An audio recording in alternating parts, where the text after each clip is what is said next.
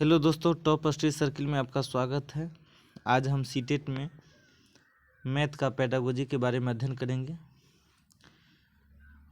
भाषाई क्वेश्चन है जो सीटेट में पूछा गया है, प्रीवियस ईयर का क्वेश्चन है और सबसे इम्पोर्टेंट है जो कई बार सीटेट में पूछा गया है। मैथ का भाषाई क्वेश्चन जिसको हम पेडागोजी कहते हैं।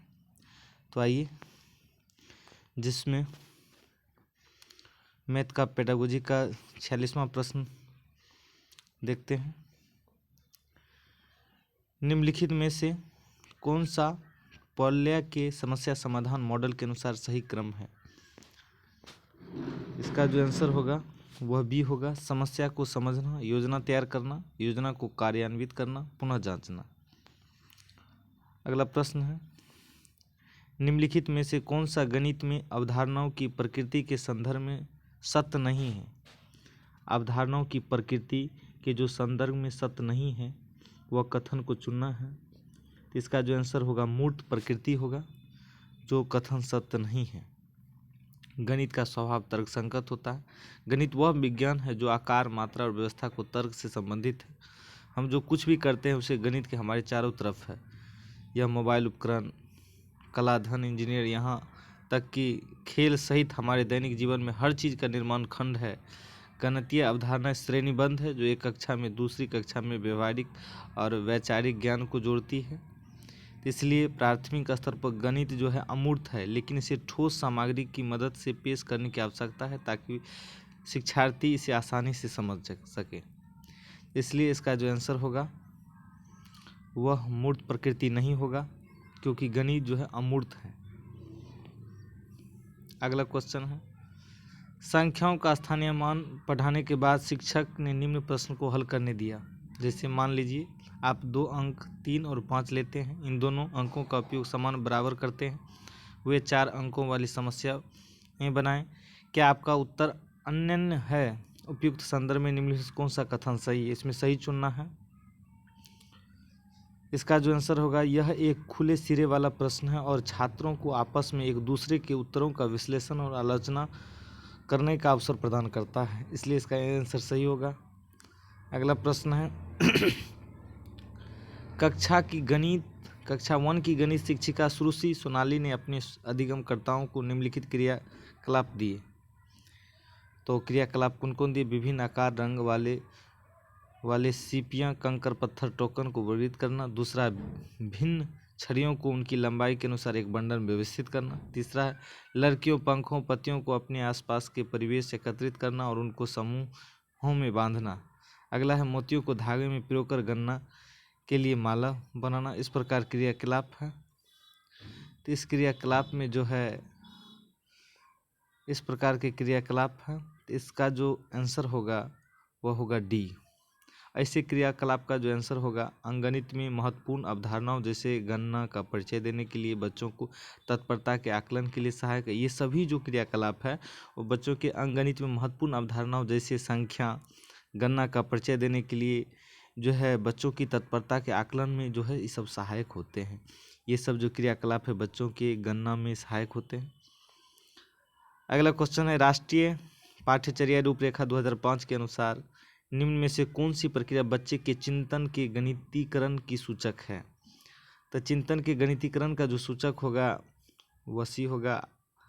आसपास की भिन्न भिन्न वस्तुओं के भर का अनुमान लगाना और उत्तरों के सहपाठियों शिक्षकों के साथ विचार विमर्श करना। अगला प्रश्न है, राष्ट्रीय पाठ्यचर्या रूपरेखा 2005 के अनुसार गणित शिक्षा का आकार चौड़े और गोलीय होने के स्थान पर ज़्यादा ऊंचा और तकु आकार हो गया। इसका क्या अर्थ है? इसका जो अर्थ होगा, पाठचर्या के गतिमान होने के कारण कुछ आधारभूत विषयों के काट छांट की गई है जिससे कि एक नए विषयों का समावेश किया जा सके जो कि उच्च गणित के अध्ययन के लिए महत्वपूर्ण है। अगला प्रश्न है, गणित के अध्ययन में सामान्यतः अवधारणा मानचित्र का उपयोग किया जाता है। अवधारणा मानचित्र के बारे में दिए कथन में कौन सा कथन सही है? तो सही कथन का चुनना है।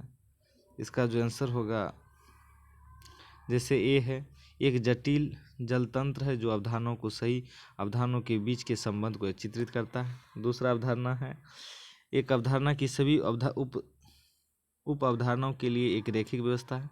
तीसरा, इनका उपयोग दैनिक नैदानिक उपकरणों के रूप में छात्र को अधिगम में आने वाली कठिनाइयों को पहचानने के लिए किया जा सकता है। और चौथा है, यह गणित की प्रकृति के बारे में नई जानकारियाँ अंतर्दृष्टि प्राप्त करने में अध्यापक की सहायता करता है। इसका जो आंसर होगा वह डी होगा, ACD, मतलब जो है इसका अवधारणा A, C और D जो है सही है। अगला प्रश्न है, निम्नलिखित में से कौन सा युग्म सही मिलान को प्रदर्शित करता है? जैसे रचनात्मक, B है शैक्षिक केंद्र कक्षा, C है छात्र केंद्रित और D है सामूहिक।